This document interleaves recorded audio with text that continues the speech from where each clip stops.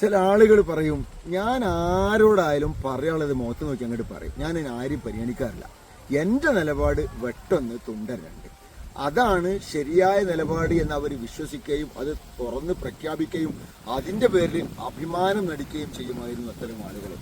എന്തായിരുന്നു പ്രവാചകൻ സ്വല്ലല്ലാഹു അലൈഹി വസല്ലമയുടെ നിലപാട്? തെറ്റ് കണ്ടാൽ നമ്മൾ പറയണം, പക്ഷെ ആ പറയുന്നതിന്റെ രീതി എന്താണ്?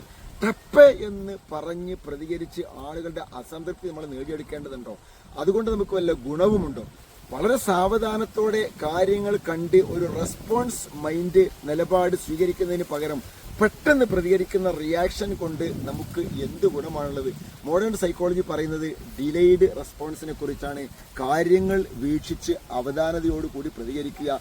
അത് തെറ്റ് ചെയ്യുന്ന ഒരാളായിരുന്നാലും അനാവശ്യമായ കാര്യങ്ങൾ ഏർപ്പെടുന്നവരായിരുന്നാലും അവരോട് നമ്മൾ സാവകാശമാണ് കാര്യങ്ങൾ പറയുന്നത് എങ്കിൽ അവർക്ക് അത് മനസ്സിലാക്കുവാനുള്ള സമയം കിട്ടും.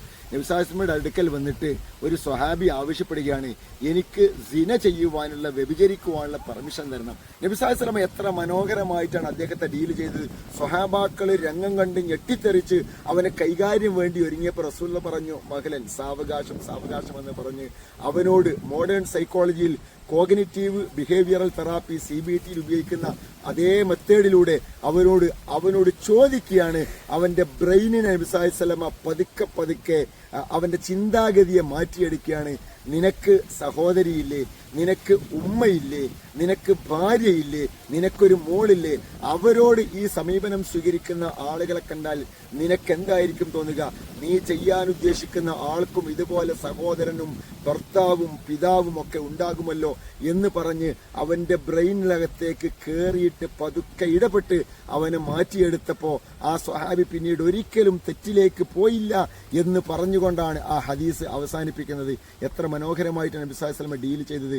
വളരെ സാവകാശം കാര്യങ്ങളെ കണ്ടു മനസ്സിലാക്കിയും പതുക്കെ പതുക്കെയാണ് നമ്മൾ മാറ്റിയെടുക്കുവാൻ വേണ്ടി ശ്രമിക്കുന്നത് എങ്കിൽ തീർച്ചയായിട്ടും അതാണ് ഗുണം ചെയ്യുക. അതായിരുന്നു റസൂലുള്ളാഹി സ്വല്ലല്ലാഹു അലൈഹി വസല്ലമയുടെ നിലപാട്. അതാണ് മോഡേൺ സൈക്കോളജി ആധുനികമായി ഒരുപാട് ആളുകളെ മാറ്റിയെടുത്തിട്ടുള്ള CBT പോലുള്ള തെറാപ്പിയുടെ ഇസ്ലാമിക വശം അതാണ്. ആ രീതിയിലായി മാറുമ്പോൾ അത് രണ്ടു കൂട്ടർക്കും ഗുണം ചെയ്യും. നമുക്ക് അത് നന്മയായി വരും, തീർച്ചയാണ്, ഒരു സംശയവുമില്ല.